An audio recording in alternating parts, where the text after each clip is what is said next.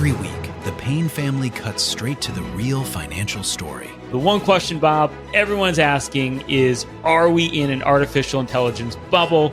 You've been through boom and bust. What do you think? No hype, no myths. Just what actually matters to your money. Does feel very similar to what we experienced in the 90s. Where are we, though? Are we in 1995, 1997, 1999? Listen to the Pain Points of Wealth on the Red Apple Podcast Network. Adobe Acrobat Studio, so brand new. Show me all the things PDFs can do. Do your work with ease and speed. PDF Spaces is all you need. Do hours of research in an instant with key insights from an AI assistant. Pick a template with a click. Now your prezzo looks super slick. Close that deal? Yeah, you won. Do that, doing that, did that, done. Now you can do that with Acrobat. Now you can do that with the all-new Acrobat. It's time to do your best work with the all-new Adobe Acrobat Studio. The Dominic Carter Show on the Red Apple Podcast Network. And good evening, Dominic Carter here with you. Hope you folks had a lovely weekend. The number to reach us over the course of the next 2 hours, 800-848-9222. The climate created by the left to this very day, to this very minute, to this very second, attacking ICE agents, demoralizing ICE agents, to have Americans foolishly believing they can interfere with legal law enforcement activities. This is the latest polarizing issue impacting our country. Dominic Carter here with you, 800-848-9222. Renee Nicole Good's wife, as we all now know, screamed, "Drive, baby, drive," just seconds before the ICE agent shot her in the dramatic footage taken from his phone. She was a Minneapolis ICE watch warrior who was trained to resist the feds before the shooting. Here is Vice President J.D. Vance. You just suggested that this woman who was killed, Renee Good, is part of a broader left-wing network. Who do you think is behind this broader left-wing network? Well, it's one of the things we're going to have to figure out, but here's the way that I put it. When somebody throws a brick at an ICE agent or somebody tries to run over an ICE agent, who paid for the brick? And who told protesters to show up and engage in violent activity against our law enforcement officers? You see, just with this most recent terrible incident in Minneapolis, you see friends of this woman's or other people who are eyewitnesses saying basically that she was there to engage in obstruction of a legitimate law enforcement operation. How did she get there? How did she learn about this? There's an entire network, and frankly, some of the media are participating in it, that is trying to incite violence against our law enforcement officers. It's ridiculous, it's preposterous, and part of our investigatory work is getting to the bottom of it. Who's funding it? Who's supporting it? Who's cheerleading it? And of course, if there's illegal activity related to that, we're going to get to the bottom of that and prosecute it where we can. And in just a moment, your live telephone calls from around the country. We see them coming in. We're about to begin with line 3, Michael in New Jersey. But this is the latest polarizing issue. The left has convinced some Americans that they have a right to interfere with the actions of federal law enforcement agencies. We're also going to Rose in Florida amongst the calls in just a second. So before we do so, I want to set up what life is like for these federal agents. Okay, what they have to deal with each and every day. And it's disgusting. I want you to listen to this. Some protesters yelling, screaming at federal agents that they need to show up with guns and finish them off. People need to show up with guns to finish you guys. It's time for an armed resistance against the United States of America. Take your mask off, bitch. This is done. We're done. You're murderers.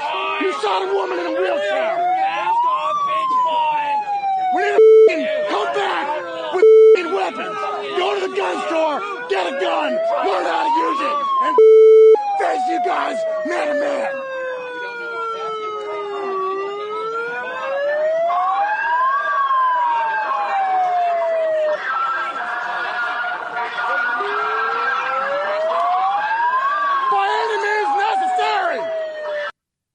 By any means necessary.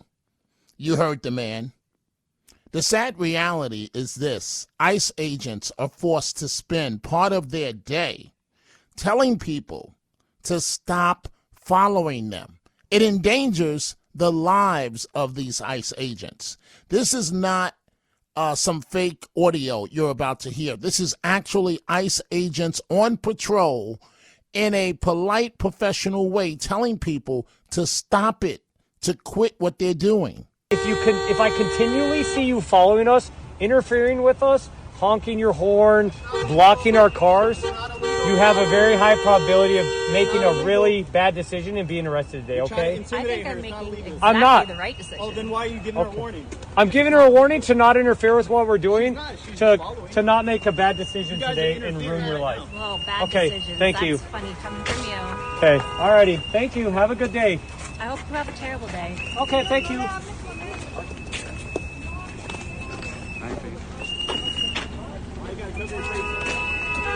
on.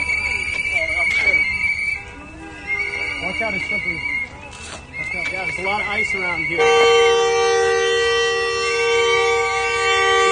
Just so you know, if we continue to have you follow us, okay, have fun. Don't make a bad decision today. It's not illegal to follow you. What is illegal is stopping people unconstitutionally. Don't interfere. This is the latest polarizing issue impacting America. The left has convinced, brainwashed people that they have a right to interfere with ICE, with federal law enforcement. Dominic, what are you talking about? I don't know what it is with these liberals. And 800-848-9222. We're going to start momentarily. Michael in New Jersey, Rose in Florida amongst the calls. I don't know what it is with these liberals, in particular, these white female liberals. Listen to how they harass this reporter, white female liberals, simply trying to do his job. This is what we're dealing with on the ground, all over. That's right. Actually, I'm very respectful, and you're not respectful at all in any way. I just want to ask, do you believe in illegal immigration? Do you think U.S. taxpayers should be funding housing for illegals and medical care? Smart man. He is so intelligent. This man, he's got nothing to say. He's got nothing to say. I got a lot to say. He's a big man. All right, now, he's a big man. now I'm a Nazi. What a big man. Oh. What a big man. Bye, Crazy. bye, big man. I'm very respectful. Bye, bye, big man. I'm very respectful. Goodbye. Here. This is the mentality. This is the state of the United States right now. This is what's going on here in this country. Those on the left teaching people, brainwashing people that they have a right to interfere with federal law enforcement. Example, TV host Stephen Colbert. So the message from this administration is clear. Only they determine the truth. And when their forces come to your city, obey or die. And if you die, you clearly didn't obey. This should be an alarm bell for the entire country, whether you live in a red state or a blue state. Because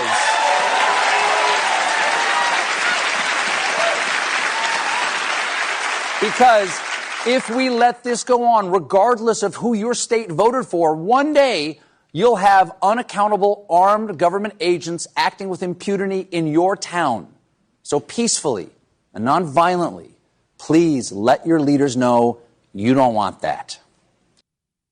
So now to the sheriff in Philadelphia. And pardon me, folks, I'm not trying to be disrespectful, but I want you to listen to this woman pandering. And it sounds like, please pardon me, it sounds like she barely knows, and I mean barely, how to read. And so we stand here today with all those who stand against the made-up, fake, what you can call ICE, professional law enforcement. I don't call them none of that. Because when you do it there, you're getting arrested. My message to the sheriff is try it. Try arrest my folks. Let's see what happens. And that was the ICE director responding. Again, the woman sounds like she barely can read. And she's the sheriff in Philadelphia threatening she's going to arrest ICE agents. Good luck with that. Line 3, Michael, New Jersey. Michael, what's on your mind? Yeah, I understand why Hochul backed Mayor Salami, the communist, because basically she realizes you were 101% correct when you said she needs his votes in order to win the election, but not the general election, because I really believe that she'll win that. She needs his votes to win the primary, because another liberal Democrat might run against her who's even more liberal than she is, and then she can lose, but not the general election. So you were 100% right about that. But what I don't understand is why in God's name did my governor, the governor of New Jersey, who has absolutely no need and can't get his voters because they're not registered in New Jersey. And she endorsed him not while she was running, but after she had already won. So you people in New York think that Hochul is bad? Well, the governor of New Jersey is 1,000,000 times worse, because what Hochul did, she had a very good reason for doing. It was wrong that she did it, but at least she had a very, very good reason for doing it. Dominic Carter was 101% correct. But somebody please explain to me why this idiot, moron, imbecile governor of mine backed him after she won the election. Can somebody tell me that? It's very easy to understand, Michael. Very easy. And thank you for the comment. Very easy to understand. Mamdani is the man right now. More importantly, what I'm trying to say, even though he's a socialist, every Democrat in America is looking at his social media, and she's already elected, so there's no blowback to endorsing him. Plus the fundraising dollars. She wants your governor, your brand new governor, she wants to bring in some of that Mamdani money. So while the going is good, they're going to stand with him so if you're a Democrat in a borderline state, right? New Jersey's been blue as of late. But if you're a Democrat in a borderline state, the last thing in the world, I'll give you the final word, Michael, but the last thing in the world you want is to be asked Mamdani questions over and over. It's a no-lose for her. What's the downside? I'm asking you, by your governor endorsing Mamdani, what's the downside for her? There is none. You gave me a very, very good reason why the idiot that I have for a governor endorsed him. I didn't know a reason. You gave me an excellent one. Well, I can't disagree with you. You're 100% correct. Well, thank you for that. Go ahead, Michael. No, that makes sense. You gave me an excellent reason. Unfortunately, what's going on is they are kissing his ass in ways that you can't imagine can be done. And he is completely incompetent. And the latest example of him being incompetent is he promised some residents that he would protect their rent-stabilized apartments. Don't you know that he would stop a sale from going forward? A federal judge blocked Mamdani, and the sale went forward. So, he's all mouth, no action, and it is what it is. Michael, thank you for the call. And his latest thing is he wants to expand public restrooms, right? Wonderful, noble idea. But you also want to let the homeless stay on the streets, Mamdani. You don't want to sweep up the homeless. So, Mamdani, what do you think is going to happen to these restrooms where they can stay in there for 15 minutes? Just imagine how disgusting these restrooms are going to be with homeless individuals able to stay in there. I don't care if water comes in on the floor every 15 minutes. They still have 15 minutes. You don't think they will learn how at 14:30 how to leave, let it get washed, and then find a way to get back in? It's going to be an absolute disaster. Let's go to Rose, line 4 in Florida. Rose, what's on your mind? Guys. Dominic, I love you so much. Thank you, Rose. And Thank you. The love is going right back to you. Thank you. I just need to tell you this. I used to work years ago for, oh God, I hate to say this, for the Democratic Party, Tip O'Neill. Nothing wrong in saying Washington. that. Back then, in O'Neill's days, Democrats were Democrats. There's nothing wrong with that. Yeah, Democrat. And guess what? It was not socialist. It was none of that crap that you say. It was none of that crap. But I need to tell you something. Now, what happened to our Republic and Democratic parties? But there's not only this. I need to tell you something. What this gentleman just said, it bothers me mostly that nothing is the truth. And Dominic, you really give us the truth. I really try my best, Rose. I really do. You're not trying your best. It's called to do. And you know what? Common sense is genius in blue jeans. And I used to teach at NYU, and you are a genius. I'm sorry to. Well, thank you for that, Rose. I don't think I'm a genius. The folks that are I'm the genius, the folks that are the geniuses, to be honest with you, are the folks that put me in this seat. And I'm serious when I say that. That's John Katsimatidis and Margot Katsimatidis. Those are the two geniuses. Can I tell you something? Go ahead. Sir, I need to tell you this. I know Donald Trump, and I knew Fred Trump and his beautiful wife, and I need to tell you something. We live near them, and it's so much, and we were close to them, and I met Donald Trump, and I'm in the whole thing. But years ago, when I was younger, I was working for Tip O'Neill, and I said, I will no longer be part of the Democratic Party, and I will be a Republican. But this is my choice, and that's what it is. But what bothers me most is all this corruption. What's going on, Dominic? I have a major problem with the Democratic Party, and I need to tell you something. When I was part of the Democrats, I found corruption myself going down before I was in the bowels of what was there, and I found Democratic corruption. I won't go into this, but you know something? I will be there for you. But I am disgusted with what the Democratic Party, doesn't anybody get this? Dominic, doesn't anybody understand this? Well, Rose, I think we all understand it. I think we're all disgusted. I, too, used to be a proud Democrat. I started out as a Democrat. And then, growing up. Thank you for talking to me. Thank you so much. Well, I'm a Republican now. Well, I'm glad to hear that, Rose, and thank you for the wonderful call. Thank you, Rose, and take care of yourself. Don't be a stranger. We want to hear from you in the future. So I started out as a Democrat, but I noticed, folks, and this is serious talk right now. So my friends and I, we would get together on the weekends and play basketball. And it got to the point where we all look forward to doing this, right? We would go to Yonkers, we would come to Rockland County, different places, nice communities sometimes, and play basketball, and it was male bonding.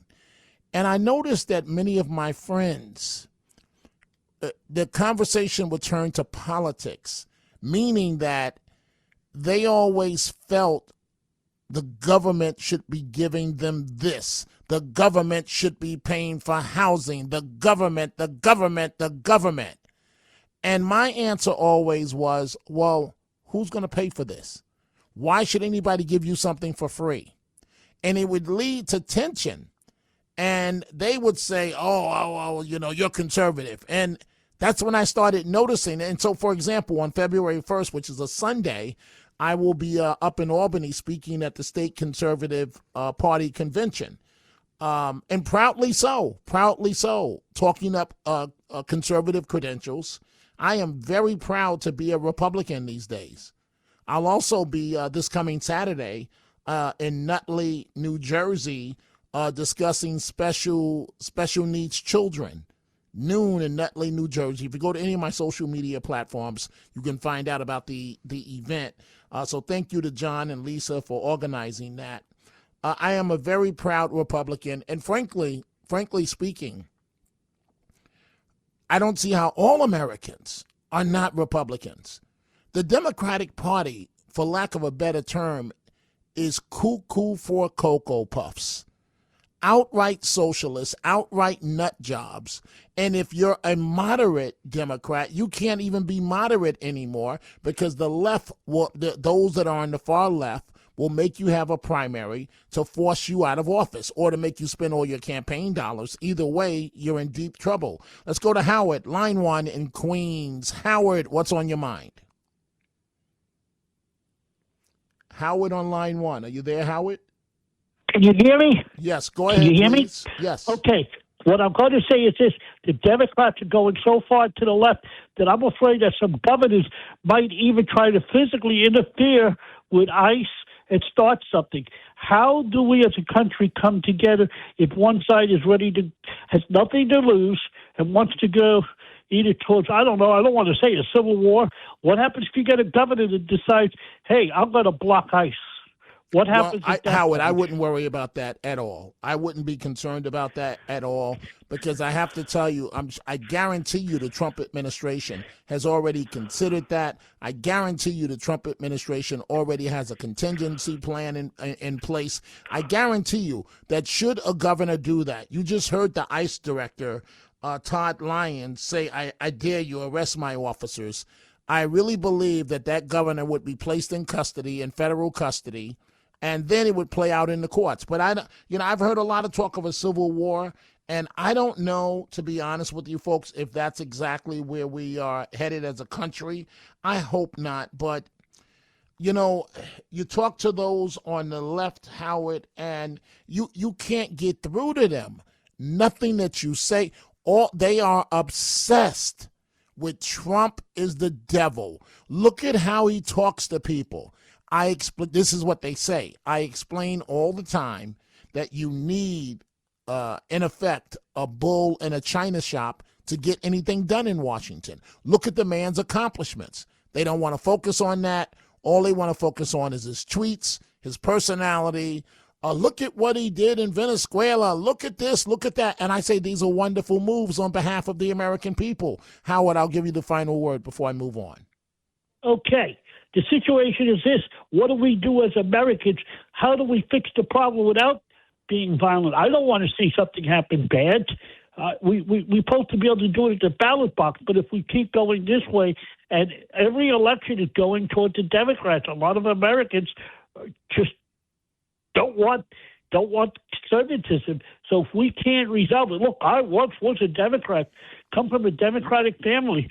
But guess what? If my parents were alive, I don't think they would be Democrats anymore. So how do we fix this problem, Dominic, without taking it to the streets? I don't want to go to the streets. It's easy. Please. It's easy, Howard. Line up 5 of your friends, sit down at a local level and talk it out, hash it out with them and explain why they should be involved in the Republican Party. Talk to them honestly. What does the Democrat Party offer? What does the Republican Party offer? And you take 5 friends, they take 5 friends, you get them registered as Republican voters. I would ignore the noise from the left. It's illogical. It makes no sense. And you just keep going. We just keep going to make sure that Republicans do well in the midterms. We just keep going to make sure that President Trump is able to carry out his agenda. It's an easy solution. We just have to get organized, continue to get organized, and continue to expand the Republican base. Thank you for the call, Howard, in Queens. Time for a break. Dominic Carter here with you. We are coming right back. The Dominic Carter Show on the Red Apple Podcast Network. Every week, the Payne family cuts straight to the real financial story. The one question, Bob, everyone's asking is, are we in an artificial intelligence bubble? You've been through boom and bust. What do you think? No hype, no myths. Just what actually matters to your money. Does feel very similar to what we experienced in the 90s. Where are we, though? Are we in 1995, 1997, 1999? Listen to the Pain Points of Wealth on the Red Apple Podcast Network. The Dominic Carter Show on the Red Apple Podcast Network. Secretary Kristi Noem doing an outstanding job breaking things down to explain to the American people what happened in Minneapolis. It's relatively easy to understand. You had professional agitators out there. They thought that they could do anything and everything they want. This federal agent thought his life was in danger and was forced to take action. It's reasonable what he did. What's not reasonable is her wife telling her, drive, baby, drive. As far as I'm concerned, she should be arrested and charged federally. I understand why the administration may not do that politically, but she got her wife killed. She got her wife killed. Kristi Noem appearing on CNN with Jake Tapper. You know, I would say that these locals, if you look at what Governor Walz has said, if you look at what Mayor Fry has said, they've extremely politicized and inappropriately talked about the situation on the ground in their city. They've inflamed the public. They've encouraged the kind of destruction and violence that we've seen in Minneapolis the last several days, and I would encourage them to grow up, get some maturity, act like people who are responsible, who want people to be safe, and the right thing be done. When you use the kind of language that you use against law enforcement officers, they lose their credibility. Reasonable, right? She didn't say something that's unreasonable. You should have respect in talking to law enforcement officers. After all, they're the ones willing to put their lives on the line to save all of us. Literally. Firemen too. And, you know, I've told the story often of when I was a little boy. It's interesting because I saw this movie on Netflix this weekend. It's one of their top-rated movies, and I think it's called On Fire or something like that, about a little boy. He saw these other kids playing with gasoline, small amounts of gasoline, lighting the fire just to see it. And they called him a dork and said, go home. And then he saw the gasoline in the garage of his home, and unfortunately took a can of gasoline and lit it and blew up the whole garage, set himself on fire. He had burns on 100% of his body, less than a 1% chance of survival. And the kid made it. But it reminds me of, when I say we need to honor law enforcement and firefighters and first responders, it reminds me I had a similar incident when I was a little boy. Literally a similar incident, just like the kid in this movie. And so the kid goes on to defy the odds. A very famous sportscaster, color man for the St. Louis Cardinals, takes a liking to the kid and literally motivates him back to life with the nurse and so on. And the kid goes on to become a grown man. They have to amputate his fingers, and he becomes a national public speaker, and he was forced by his mom to learn how to play the piano. And so when I was a little boy, same type of situation. My mom, who suffered with mental illness, this is one of the times when we were together. I'm in the projects, 271 East 143rd Street in the South Bronx, across the street from Lincoln Hospital. And she's watching her soap operas. This is when soap operas were big. And, she'd watch them, I think, between 12:30 and 2 or 3. And I'm playing with sparkles, right? But she doesn't see. And I'm hiding, playing with the sparkles under the bed. And back then, they made these cheap mattresses where, it came in touch with a match and woof, the whole thing. So sure enough, I'm under the bed playing with matches and woof, and she falls off the bed and screams. And within 2 seconds, the apartment is on fire. But the way that they make the apartments in the housing projects is that they're contained to just that apartment for the most part. Here's the point I'm trying to make. So I run into the bedroom, and I pick up the phone, and I go, and I'm a little boy, and I go, lady, fire, fire. I'll always remember it. And so my aunt and my mother, they're screaming, ah. And so, everybody's trying to get out. They're trying to get their valuables. Within minutes, right? Here comes the FDNY, the Fire Department of New York City. We lived on the 10th floor, apartment 10E. Now, these firefighters that responded, they didn't say, is the boy black in there? All they said, and I'll never forget this, a firefighter, I don't know if this is standard operating procedure, but a firefighter ran up 10 flights of stairs in the projects with the oxygen tank on, with his fire department jacket and mask, because they thought a little boy was inside the apartment. Me, right? I could have died.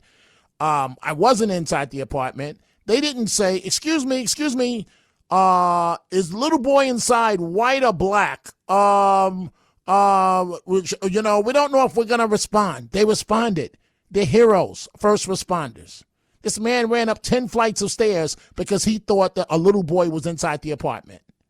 So they got the fire out and so on, but in acknowledging our first responders. And you think that you can disrespect them? I don't think so.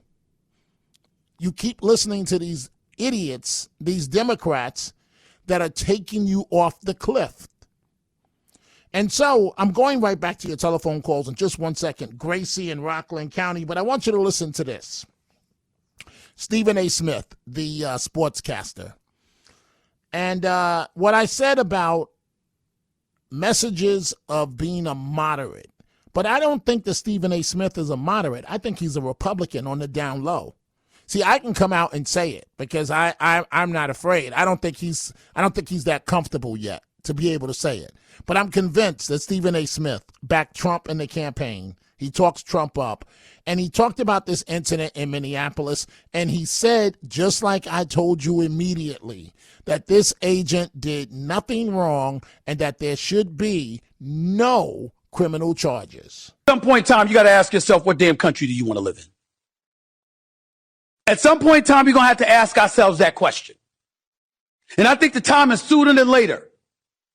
Because again, from a legal perspective, don't expect this ICE officer to be prosecuted. I'm telling you right now. She was in the car, Renee Nicole Good, 37 years of age, protesting, blocking off the streets. ICE wanted her to move. An officer got in front of the car. Another officer got to the side of the car, and then she tried to take off. And in their eyes, the Christy Noems of the world for the Department of Homeland Security, and other folks on the right are saying, they consider it an act of domestic terrorism because she tried to run over an ICE officer. It's not going to be prosecuted. My point is, let's not focus on that for a second, okay? She was wrong to drive off. She should not have done that. Or she should have asked the officer, I'm pulling over. Could you move out the way, please? Instead of trying to disregard him totally to the point where you're going to take off and potentially hit him, and he moves out the way and draws his gun and shoots through the front windshield and took her out. But it wasn't necessary. You could have arrested her. You could have spared the woman's life. You didn't have to kill her. We've seen plenty of incidences throughout the United States of America, historically and frequently, and recently, where people who committed crimes or people whose behavior weren't indicative of law-abiding citizens who were simply obeying law enforcement officials, we've seen them walk away alive. We've seen them walk away cuffed, but they walked away alive. So even though the law, from a literal perspective, might be on his side, the reality is that your humanity comes into question because you didn't have to kill her. She didn't have to die. But that's the country we're living in now. We're living in a country where some people, more often than not, are becoming lawless, and law enforcement officials are not just about enforcing the law while serving and protecting, but they're also taking lives. At least in this case, that was the case. I believe it was totally unnecessary. Okay, so you hear Stephen A. talking out of both sides of his mouth right there, but he started out defending the officer. There's no way this officer can be charged. He shouldn't miss a day of work, and her wife should be arrested. Line 1, Gracie in Rockland County, New York. Gracie, what's on your mind? What's on my mind is this. Number one, the thing is when somebody said to you, you're a conservative, say, no, I'm a taxpayer. That's number one. Number two, the bathrooms, $4 million for 25 bathrooms, that comes to $160,000 a bathroom. What a waste of money. Okay, well, so you don't think he should do this at all? So what about when you got to go, you got to go? With that money, they could take a building maybe in the Bronx, fix it up a little bit, or as the boss says, Rikers Island, take them off the street. The people want, the mayor and the Democrats want to just have these people on the street causing trouble, and they want everybody causing trouble to have a disruption, even with what happened in Minneapolis. I know I'm jumping all over, but I think the second woman, who wasn't the driver, got in the car and then said to the driver, take off. There were two women in the car, right? No, there was one woman in the car, and then her wife was standing to the side. She tried to get into the car, and then she said, "Drive, baby, drive." No, she didn't get in because in order for the woman she screamed, "Drive, baby, drive," after spending quite a bit of time antagonizing the officers. Okay, because I tried, I watched the video. It wasn't clear, but because I only saw one video, but it seemed that they should be arrested. The police should come in and arrest these protesters for interfering with the government work, with the government. I don't understand how that could be. When did this happen? You could interfere with police operation and not be arrested? Well, to be honest with you, Gracie, the Trump administration has its hands full already. And if you arrest them, they just don't need politically the headache. You can't arrest all these protesters every single day. And then what happens to ICE being able to do their work? You have to remember, Gracie, and thank you for the great call, local law enforcement is not cooperating with ICE. So that means you'd have to have ICE agents to arrest the protesters and then ICE agents to do their job. And the way this should work is the local police should be arresting the protesters to clear the path for the ICE agents to do their job. But we're living in a different universe these days where none of this stuff makes sense. Let's go to Jerry, line 4 in New Jersey. Jerry, what's on your mind? Dominic, I think the major problem that we have to really focus on in the big picture is that we have now Democrats, the party, the elected officials, think of the governors, think of the mayors of the cities and everyone else in Congress and the Senate, even their presidential candidates. They don't believe in the covenant we've had with each other for 250 years that we all agree basically the other party should have, freedom of speech, the right to assemble, and a right to a free and fair election and redress the government. They don't agree with that anymore. So we can't rely on them to protect those rights, those core principle rights. We have to really be concerned about that. So I'm not sure if it's even just good enough. Of course, you have to go get your friends and make them Republican and talk to them about these values. But I don't even know if that's good enough. I think that we have to figure out some way to stop their assault on the core principles because we need the right to a free and fair election. And say what you want about 2020, but that was rather odd and unique, to say the least. And the right to petition the government, et cetera. 1,200 people going to jail, or 1,100 of them probably shouldn't have went to jail in 2021, January 6th. Probably 90% of them people did not deserve to go to jail for core principles that they were. Let me ask you a question, Jerry. Why do you keep bringing? Not just you. Why do people keep bringing that up? I don't understand. What's the point in keep bringing that up? At what point do we move ahead and stop living in the past? Okay, I don't think it's the past. I think it's the current atmosphere we have. We have to be concerned with going forward. No. I'm asking you specifically. You brought up January 6th. Why? Why do people keep doing that? It's divisive. Okay. Let it go.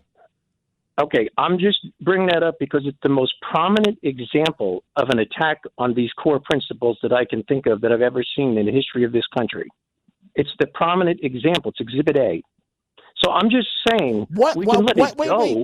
But What makes it Exhibit A? Those people didn't have to be out there. They have a right to be out there. They didn't have to be out there. I'm not talking about the Ashley Babbitts of the world, but I'm talking about the people that broke into the Capitol. I don't understand what exactly what you're saying. You didn't hear what I said. I said that those. No, you're 100 talking people, a lot, and I'm not hearing much. What I'm saying to you is the January 6th example. What is the point of keep going there? If you don't look at the fact that 90% of them people didn't deserve to go to jail for lengthy times. I don't know if you realize 1,100 out of 1,200. I don't need you to cite the numbers to me. I'm asking you now the fourth time. You went there. Yep. Why did you go there? Why? We're talking about what happened in Minnesota. How does that relate to January 6th? And you've got 20 seconds. Gotta take a break. In Minnesota, since they weren't able to win the election this time, and they weren't able to attack these core principles successfully, you're not answering my question. Thank you for the call. I have to take a break. I don't understand, folks, why we keep bringing up January 6th. I don't understand the logic. Time for a break. We're coming right back. The Dominic Carter Show on the Red Apple Podcast Network. The Dominic Carter Show on the Red Apple Podcast Network. You can get more done when you do more things. Okay. Right? You know what I'm saying? You should be able to get it all done on day one. Okay. And so one of those impersonations of a Kamala, you really should run for president. Please, pretty please. It's the greatest idea I've ever heard in my life. It would guarantee us a Republican winning the White House after Trump. Go for it. And a president that would win, again, a Republican president, every battleground state. Guess who's had it? I'm going to go to Jim in New York in just 1 second. Guess who's had it with CBS? David Letterman, not a fan at all. What about those idiots at CBS? The CBS News is a wreck. It's just gone. Mm-hmm. CBS News for decades, going back to World War II, before World War II, they would be, Ed Murrow would be broadcasting the Blitz of London from the rooftop of buildings in London for CBS Radio. And it was that mentality that drove the integrity of CBS News that has been trampled on, pissed on, and eviscerated by these idiots that have taken it over. Yep. And I'm at a point now where it really is hurting my feelings because I'm sick and tired of people saying, oh, wait till those midterms. Kids, we're far downstream of the midterms having any effect on this. That's David Letterman. Let's now go to Jim. Line 1, New York. Jim, what's on your mind? How's it going, Dominic? First-time caller. Wonderful. Thank you for taking my call. Wonderful. Yeah, I listen to you all the time. I think you're great. I really do. I really do. Let me begin by saying I agree with Donald Trump. I'm a staunch conservative. I support the police. I support ICE. I believe that this is an important thing that we need to, it's a problem that needs to be solved. But when concerning this, the shooting, I think we played right into their hand on this one. I feel like I don't believe that they're there to actually hurt ICE as much as they're there to incite ICE to hurt them. And this is exactly what they wanted. And those cops did something extremely stupid. And I think most of America right now, a lot of them, we've already have a kind of a not a very good relationship when it comes to law enforcement and the way they do things. So Jim, let's go back and dissect what you just said. Sure. Let's say the agent that was standing in front of the car, that's your father. That's your father. Would you still say the same thing? He was standing in front of the car that was moving, so that was no. The car, Jim. We can't have two sets of facts now. Okay. The car was not the car. I can answer that question even more truthfully because my father has been the one in the driver's seat. Okay, so wait, hold on. So the car was not moving. We cannot have two sets of facts. The agent, the other agent, Jim, hold on a second. The other agent approaches the door and touches the handle and says, "Get out of the car." The wife, egging her on, says, "Drive, baby, drive." She then goes in reverse. Did he say you're under arrest? No, he said, "Get out of the car," which is a command from what? a federal. Jim, To do what? at that point, you must obey. Jim, I don't know who's advising you. At that point, if a law enforcement officer tells you get out of the car, that's not open for debate. You must, by law, follow the commands of that officer. They didn't intend to harm her. Excuse me? You're saying they didn't intend to harm her then? No. I just want you to follow with me. But I know why you're not following me step by step, because your argument, Jim, with all due respect, has no merit. So I'm asking you to follow me step by step. Jim, if you follow me step by step, hopefully I can get you to see this. So, sure. So she goes in reverse, correct? She's trying to get out of the space just like the car behind her. Okay, Jim. Jim, I'm short on time. Please answer my question. Does she go in reverse first? Because she's trying to get out of the space. Jim, are you going to answer the question, yes or no? Yes, she goes in reverse. Okay, she goes. So that's violation number one. That's grounds to be arrested right there. So now the other agent is standing in front of the car. Do you know why he's standing in front of the car, Jim? What is he getting arrested for? Jim, do you know why he's standing? That's not up to her at this point. It's not up to her. It's not up to me. She was instructed let's say I'm the driver. They instructed me to get out of the vehicle. You must obey the command. If you don't obey the command from NYPD, LAPD, ICE, that's grounds right there to be arrested. To get shot. Okay, no, I'm trying to go. If you please deal. Okay, hold on, Jim. So now it's your father, Jim. Hold on. Yes. It's your father. Okay. Do you know why the agent was standing in front of the car? Do I know why? I can't read his mind. No. Okay, he's standing in front of the car. He's standing in front of the car to make sure that she can't leave, because they know that she's. Excuse me. With your body. Yes. To make sure that she can't. You up against the car, Jim. To make sure that she can't leave. You have one agent at the side, one agent in front. At that point, Jim. Stop being so liberal and naive. With much love to you, Jim. This is not naive at all. Jim, you're being extremely naive. Let me finish. Jim, I'm up against an out in less than 2 minutes, and I'm trying to get through this with you, but you're not being reasonable. So the cop is now, Jim, the cop is now in front of the car. You don't have the right to take off. The cop doesn't know you're about to veer right. How does the cop know that, Jim? That you're going to veer right. She's facing that direction. Jim, the cop was standing in front of the car. Vehicle, and Jim, she's focused on the cop next to her. Jim, the moment she escalated it by going forward, unfortunately, she deserves to be shot. Jim, okay, that's your father. That's the agent now. Yes. And he's been hit by a car, dragged by a car less than 6 months ago, and had 33 stitches in his arm, dragged by an illegal. So what is he supposed to do, Jim? This is not Hollywood. I'm going to get out of the way, and I'm going to yank her out of the car. Do you think this is John Wayne? Be reasonable here. He could have stepped to the side, which he did. Right. Hollywood. He could have stepped to the side. He pulled his gun out and shot her instead.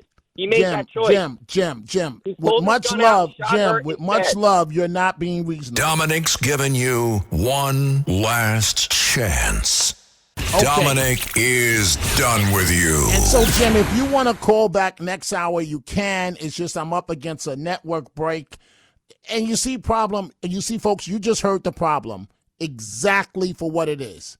Now, Jim sounds like a reasonable man. He is completely delusional. completely delusional. Oh, he should have got to the right and pulled her out of the car and then yanked her out and put the cuffs on her. If that's your father, Jim, you want your daddy to come home that night.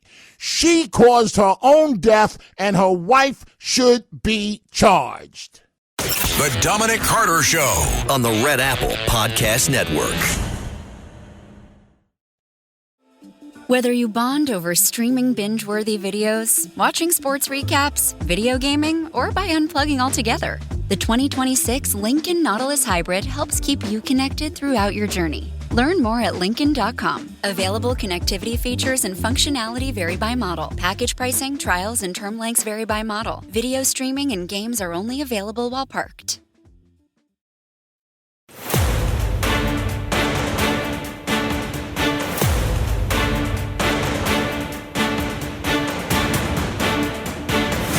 Now, from New York City to the world, it's Dominic Carter.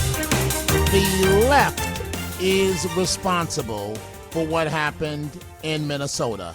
Dominic Carter here with you. The number to reach me this hour, 800-848-9222. Let's go to Jim. Jim on line 1. Jim, I was just talking to you, and you say you're a conservative, and you believe that ICE was responsible for this woman's death. Now, No. okay, all right, so no. Okay, so tell me what you believe, Jim. I believe that they did something extremely stupid, and they were acting on emotion, and they were not professional, and they made the situation much worse by doing it. Wait, Jim, we need Jim, better wait, enforcement than that. Jim. Either they're responsible for her death or not. Who's responsible for her death? The man who shot her is responsible. Okay, for it. so like I said, you believe that the agent is responsible for. That's what I said. Isn't that what I said? No, okay. Not ICE as a whole. No. Okay. So Jim. So now, because I don't think that every person on ICE is like them. Okay, No. fair enough. So Jim. Yeah. Can we have some common ground here? That if she Of had course, complied, none of this would have happened? If what? Yes, I agree with that. Okay, if she had complied.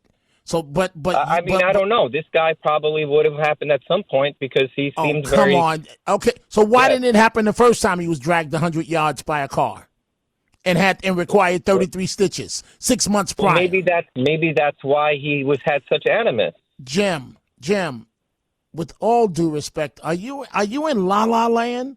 The agent Jim.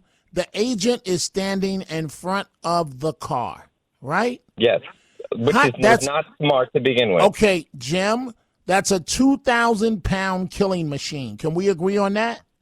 No, it's not. Jim, I'm losing my patience because you're not making. I don't believe she wanted to kill him. You're not making much sense. I don't believe she wanted to kill him. A car is not a killing machine. That gun that he had. Jim, a car is not a 2,000-pound killing machine. If used in that way, you can't call if they're using it as such, but that's not what he was using it as. So how do you know what her intention was? Because you could see her trying to get away. Okay, so Jim, do you really think this is Hollywood and he's supposed to know what her next... What if he guessed wrong and she ran over him? She didn't run over him. But what if she did? Let's talk about hypotheticals. We know very well he intended to kill her because he shot right at her head. Okay, well, police are trained to neutralize the threat. If someone is behind... See, Jim...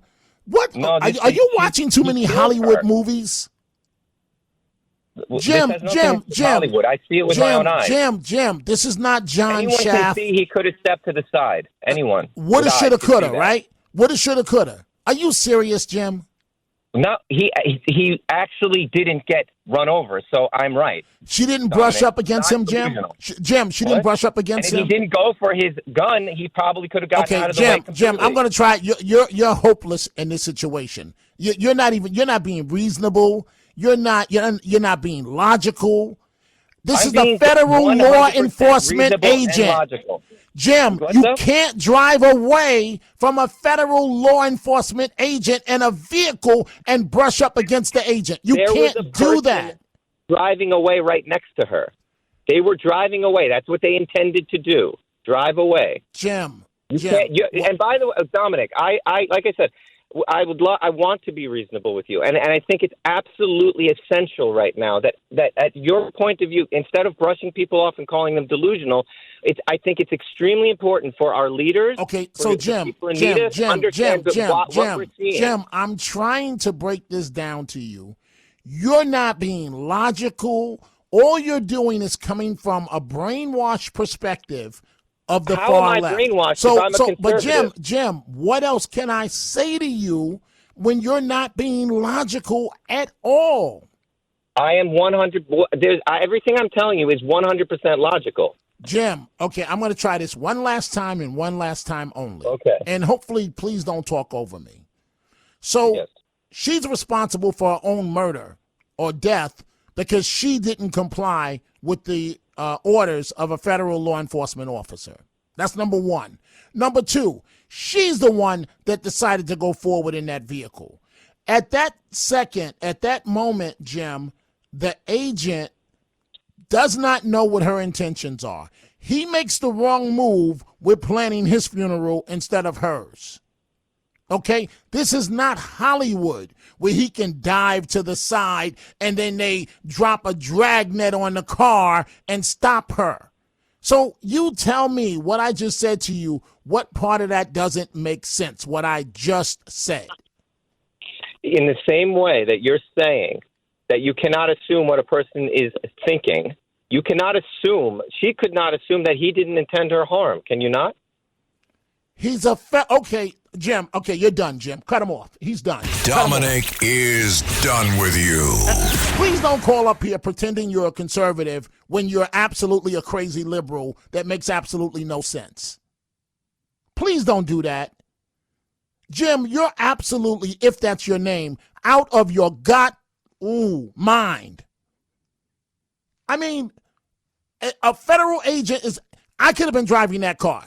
If I don't comply with the command of the federal officer, this is me, Dominic, and there's an agent in front of me or an officer in front of me, and I drive that vehicle going forward, and then try and veer off, they have every right to use deadly force against me. And nobody would be responsible for my death but me, myself, and I. And anybody else that spouts this craziness. This is sheer craziness. What is going on? Let's go to Maddie, line 4, West Hempstead. Maddie, what's on your mind? Hi. So I just wanted to let you know why everybody keeps bringing up January 6th. Okay? You ready? I'm ready. They believe that is a starting point for the people to go after people who wanted to voice their opinion. And I think that they just can't get it in their head not to bring it up because it's a starting point where all of a sudden everybody realized, the right realized that the left is really after them for their opinion and wants to shut them up. So I think it's that simple. Well, you're giving me a little bit of a more of perspective here. But here's the problem I have, Maddie. Whenever something happens in our country, one side says this, and then the other side says, well, let's go back to that. And this happens all the time. So let's take what happened to Ashley Babbitt is disgusting. Terrible. And as far as I'm concerned, that officer should be in jail.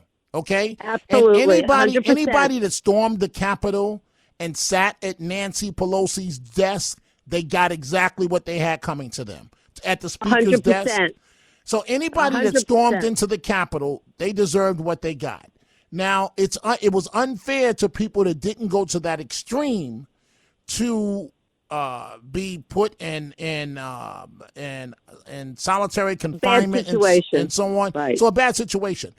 But my point is, we have to go forward. We can't just keep going. Just like every time people want to talk about 2020 and the Trump election, that train left the station. It's time to let that stuff go.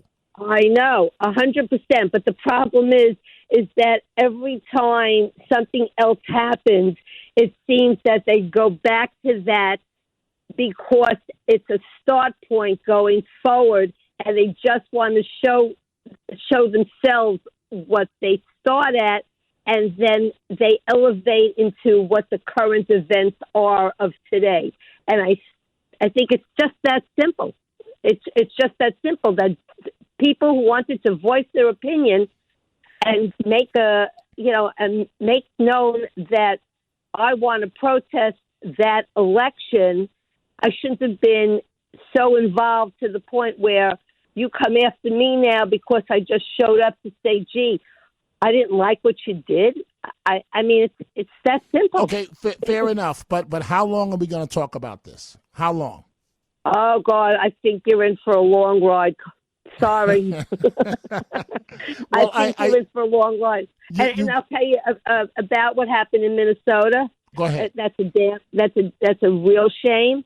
But the bottom line is that you are 100% correct when you can't get through to somebody who is being told that get out of the car, and you don't get out of the car, the consequences could always be deadly, as we found out. And I just have a question for you. Go ahead. Didn't her wife get out of the car to videotape it? Of course, because they want to be internet stars. So the bottom line is that the car was stopped. She got out, and then when the officer told her the driver to get out, she didn't comply. She didn't comply. Now, the fact that she didn't comply, that's no reason for use of deadly force. But the use of deadly force comes in is that federal agents are trained how to pin you in. And so one cop is to the side, the other one is in front of the vehicle. There's a reason why he's in front of the vehicle, so you can't drive off. And well, you wouldn't drive off with somebody standing in front of a vehicle. Right. So when you decide to go towards a federal law enforcement officer and you're in a 2,000-pound killing machine, a vehicle, and you veer right at the last second, that officer doesn't know what if she had stayed straight? He'd be dead in less than 5 seconds from there. After he had already been hit, and I got to take a break. Thank you for the great call. After he had already been hit 6 months prior and dragged 100 yards and received 33 stitches. But again, the left thinks this is Hollywood. He should have dove to the left and then opened the door midstream and pulled her out and pulled out his badge and said, "You are under arrest." We're coming right back. The Dominic Carter Show on the Red Apple Podcast Network.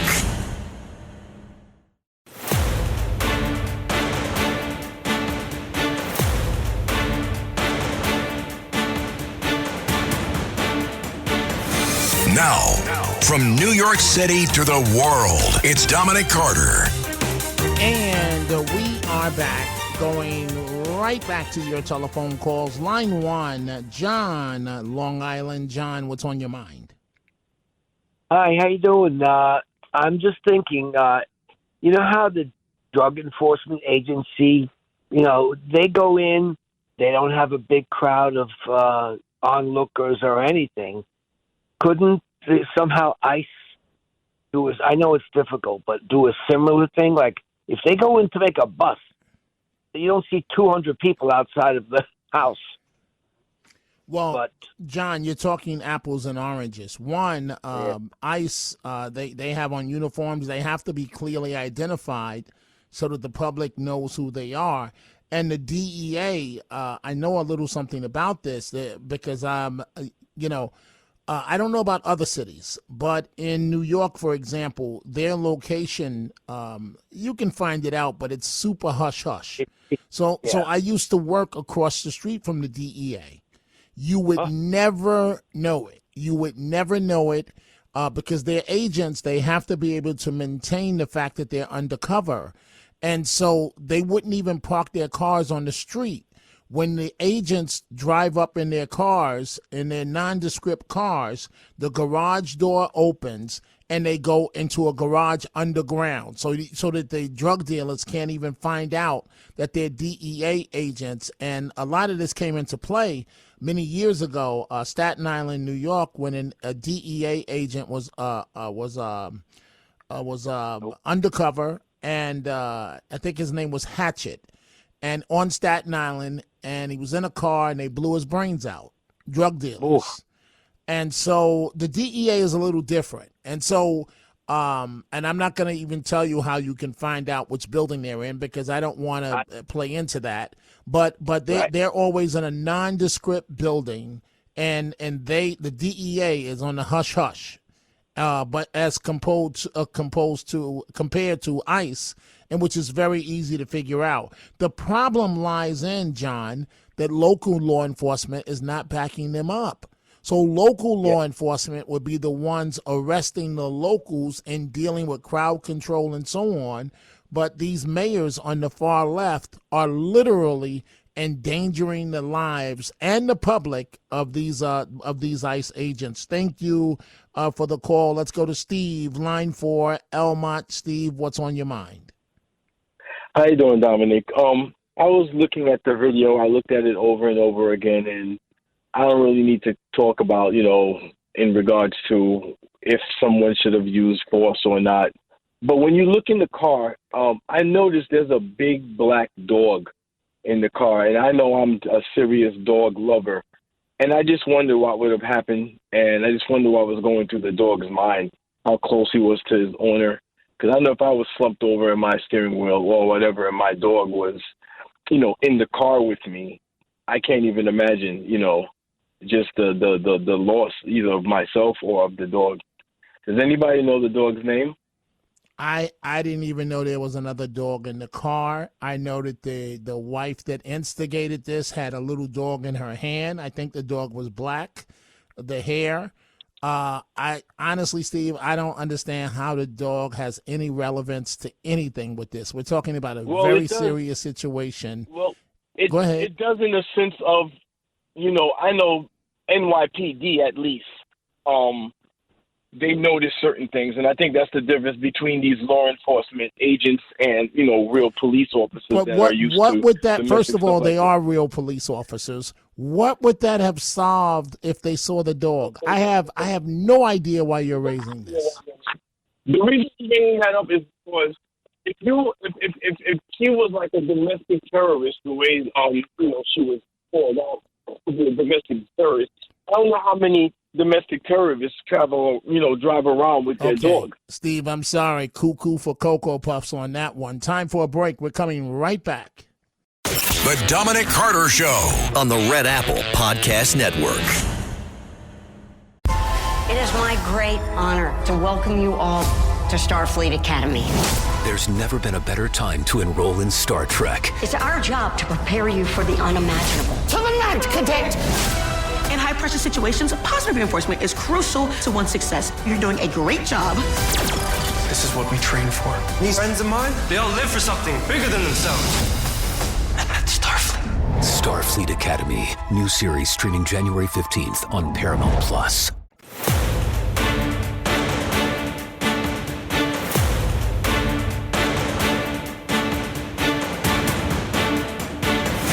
Now, from New York City to the world, it's Dominic Carter. Secretary Kristi Noem appearing on CNN, making perfect sense. I would say that these locals, if you look at what Governor Walz has said, if you look at what Mayor Fry has said, they've extremely politicized and inappropriately talked about the situation on the ground in their city. They've inflamed the public. They've encouraged the kind of destruction and violence that we've seen in Minneapolis the last several days, and I would encourage them to grow up, get some maturity, act like people who are responsible, who want people to be safe, and the right thing be done. When you use the kind of language that you use against law enforcement officers, they lose their credibility. And they've lost their credibility, those on the left that are making this argument a long, long time ago. Secretary Noem says she would love a situation where the feds could actually work with the state of Minnesota. We would love that. These sanctuary cities, such as Minneapolis, are extremely dangerous for American citizens. And Jake, since we've been there, we've arrested dozens and dozens of murderers and rapists, individuals who have assaulted children and sodomized them. We just released a whole list of individuals just in Minnesota that we've arrested since we've surged personnel there, and it's incredible. So we would love it if the Minneapolis police force and the governor and the state police department would partner with us to help us do this work. So the argument made by the left, they got this woman killed. There's no other way to say it. And her wife. And again, I really do support my friends in the gay community. But this is going too far. This is going, are these two women legally married? Is it a common law marriage? Do I say the one that was killed, was that the husband? Was the agitator outside, was that the wife? Are the roles reversed? What am I supposed to say, folks? Half the time I'm confused and don't know how to describe these relationships. And I just think we've gone way, way too far. Going too far. The sheriff in Philadelphia. Again, I'm sorry. You want to know why kids in urban areas don't do better? This sheriff is a perfect example. This lady sounds like she can barely read. And she is the sheriff. And she's followed by the head of ICE as she threatens literally to arrest federal agents. This is a sheriff in Philadelphia who had a message about your agency on Thursday. Watch.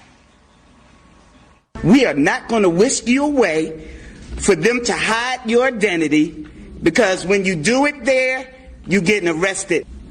And so we stand here today with all those who stand against the made-up, fake, what you can call ICE, professional law enforcement. I don't call them none of that. If them want to come in this city and commit a crime, you will not be able to hide. You don't want this smoke, because we will bring it. Those were on-the-record comments from that law enforcement official, whose bio, by the way, is very heavy on DEI, the bio that she put out for herself. What is your response to those remarks? Well, first off, Guy, anytime you pit law enforcement officers against law enforcement officers, it makes nobody safe. This is the exact type of political rhetoric that I've been saying ever since I had the opportunity to be the ICE director, that this increased rhetoric is what's causing the issues right now. You can't pit a local law enforcement officer against a federal law enforcement officer. We are out there trying to do a lawful law enforcement mission, and this rhetoric right here is pure example of what we're facing every day. And I'm not one for like big banter or bluster, but my message to the sheriff is try it. Try arrest my folks. So who would appoint this woman, in their right mind, appoint this woman sheriff? And if she's elected, who would vote for her? The woman can't read. And she's the sheriff. Talking about, we'll bring the smoke. Referring to federal agents. Well, duh. What do you think the federal government is going to do to you, lady, should you arrest an ICE officer? How well do you think it's going to play out for you? Let's go to Charles, line 1 in Queens. Charles, what's on your mind? Hi, Dominic. Great show. I want to try to explain what I feel Jim's mistake is. Jim is judging from what he saw on the video. The first caller. When he saw the video, he was totally in a comfortable situation. Oh, she's moving to the left. She's not trying to kill the officer. The officer didn't have that luxury of sitting in the car or on his living room couch watching the video. The officer had a very uncooperative possible killer or somebody who was not cooperating, and he's standing in front of the car. I mean, you're not going to move, are you? Once she moves, he doesn't want to be dragged again or killed right in front. But my mistake is Jim might be a conservative. He's just being foolish by thinking that the officer was in the same situation with the same judgment that he who saw the video in the comfort of his own home or wherever he was. I don't think Jim was a conservative. I think that call was a plant. That's you right. know, trying to argue the argument of the left. That's what because he wasn't reasonable. He didn't want to look at. All I'm saying is, listen, folks, you can believe, Charles, and I'm going to give you the last word. You can believe whatever you want to believe as it relates to this situation. But we all need to be reasonable. Reasonable. And you can't say he should have known that she's getting out of the way and use a deadly force. That's easy to say. Folks, and I've said this, we watch too many Hollywood movies. You see Beretta dive to the left and then get up and chase the car down and pull out his badge and say, you're under arrest. You have the last word, Charles. Yeah, I'm not saying he is. I'm saying I don't know what he is. It's just that he's making a wrong judgment. He doesn't realize what it's like when you're facing a life and death situation with an uncooperative person, and she has the chutzpah, I'll use that word, to go and move the car.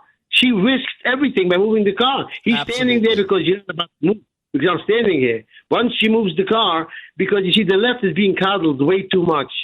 They're getting away with way too much. Agreed. Way too much. Agreed. For granted they want. You know, Charles, you just made the point of the night, phone call of the night. And it's true, the left is getting away with too much. This is America. We're a country of laws. We're a country of tradition. And we need to get back to that. Stop all of this DEI nonsense, all of this Africa Bambaataa, Kwanzaa should take over Christmas. No, it shouldn't. And I'm not pitting one against the other. I'm stating that, it's so bad that you can't even say the word Christmas these days.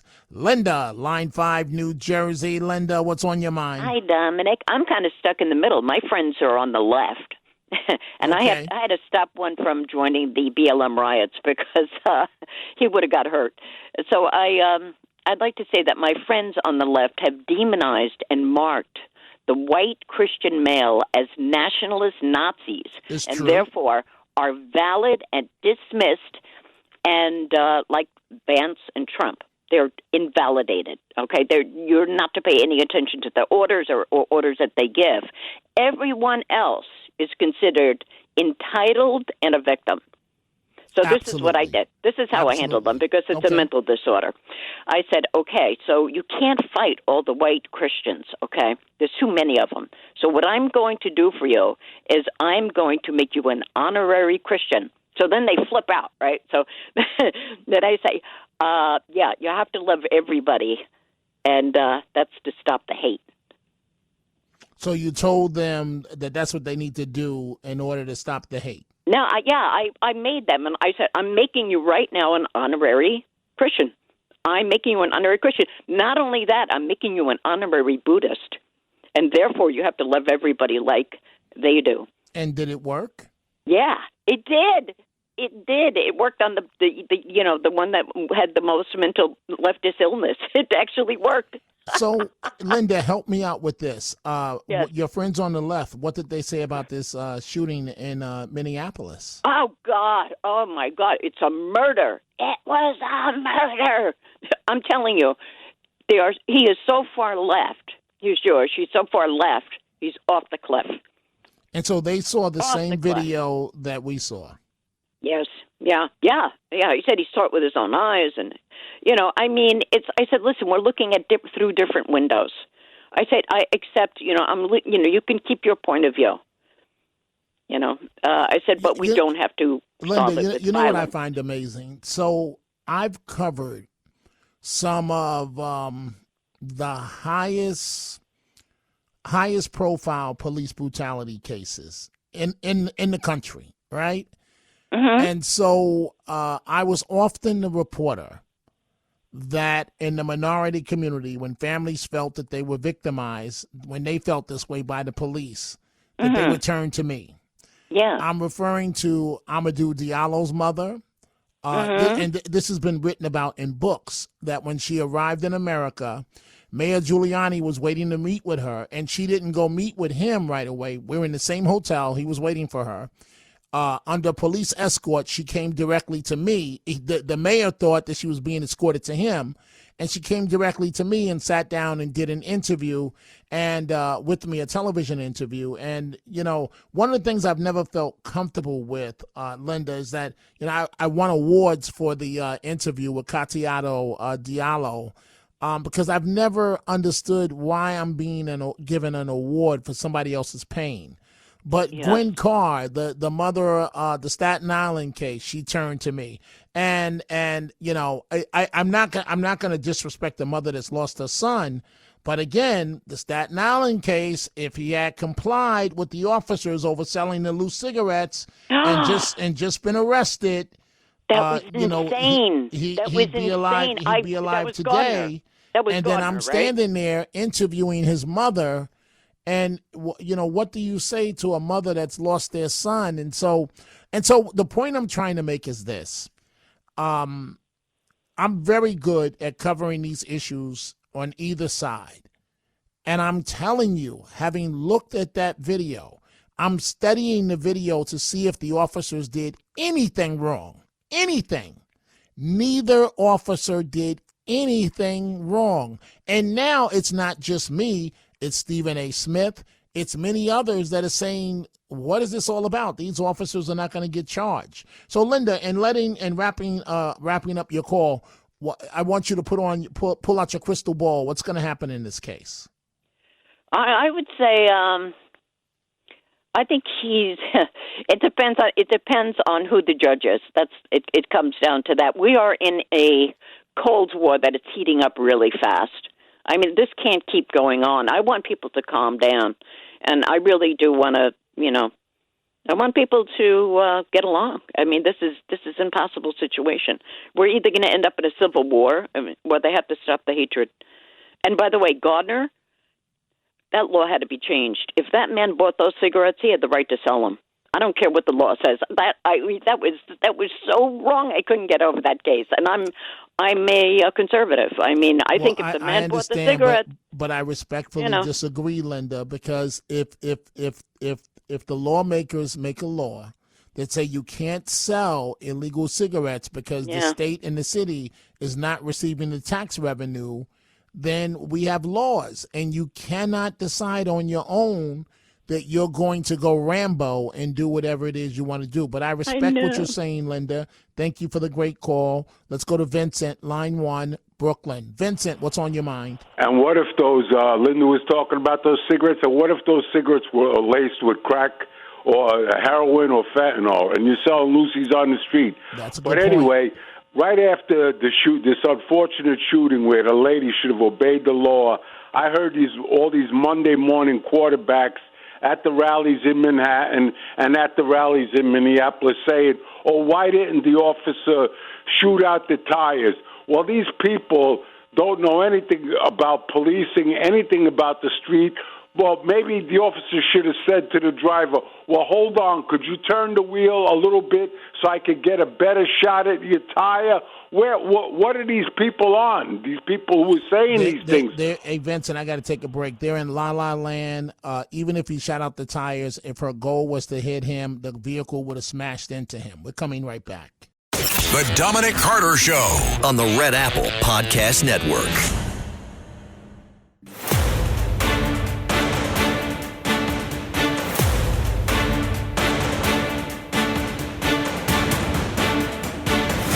Now, from New York City to the world, it's Dominic Carter. Back to the phones we go. Line 5, Charlie in Westchester. Charlie, what's on your mind? Hey, Dominic, how you doing? I just wanted to call to say, you have a lot of patience with that first caller trying to debate with him with common sense. He was never going to see eye to eye with you on any part of that debate. He was just like such an extremist that no matter what you said, he's going to just see his way. And, I grew up in New York City, so I know you did too. And we've both had friends that are police officers, and these guys want to go home. And it's so easy for them to say, he could have done this or that. But you know what? At the end of the day, they don't want to abide by the law. They with the lawlessness. They don't care. They just see it like, hey, you know what? He's a punching bag, and he's gonna just take it. And I just been around the block too much I mean, like I go crazy, like listening to sometimes some of the people that call you. I'm like, you know what? I'll give you a lot of credit, but these people they're not right.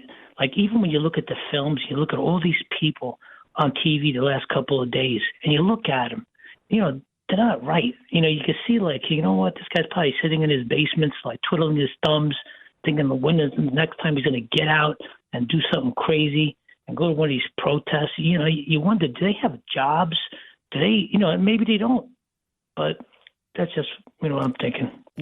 Charlie, I got to tell you, you are 8,000% correct in everything you just said. And the reason why I gave Jim so much rope, folks, I'm giving you a clue into my personality. When I let someone go on like that, it's because I'm giving them rope to hang themselves so that you can listen to how ridiculous their argument is. That was a plant telephone call in which he's trying to influence all of you to his way, and he knew that the best way for Dominic to listen to me is to say he's a conservative and blah, blah, blah. That was totally a plant call, and it's ridiculous because what I'm thinking about, Charlie, right, what I've been thinking about the last couple of days. One, this agent's wife, and this is not relevant to the situation, but the wife looks like she's Philippine or foreign born, right? Yeah. And so of the agent that fired the fatal shot. Now, we know how it goes down when a cop is killed and they go and inform the wife, and it's often very tragic, and and they lose their breath and there's crying and so on.